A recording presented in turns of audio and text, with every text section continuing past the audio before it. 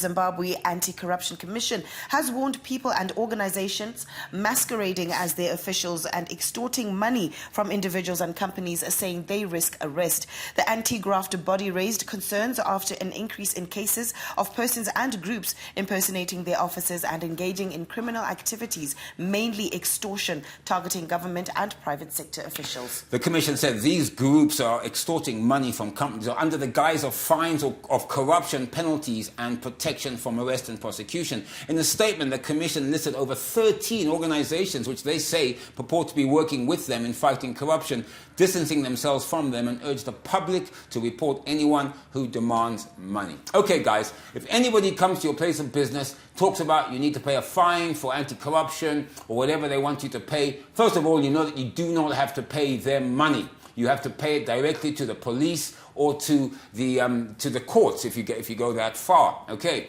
Then they should issue a ticket and da. So therefore, you shouldn't pay anybody. Also, guys, obviously, if you are going to pay these guys, as I said in the first hour, you know, look, if you pay a guy who said you're going to be fined for corruption or be arrested for corruption and you pay, you know what I mean? Come on, be serious. Are you doing things that are corrupt? Well, fix your habits and stop being corrupt. But I think the point is this, and I think we talked about this in the first hour, Titch, is the question that you know, corruption is also in us.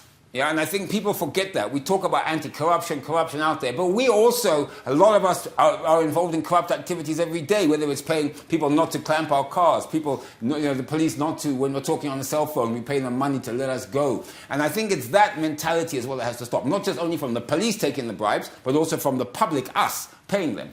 And just to tie a bow on that, when it comes to corruption, it takes two to tango. It takes two to tango. It takes, there's no one corrupt person in that. I think it requires, if an officer of the law or anti-corruption officer is soliciting a bribe, that's them being corrupt.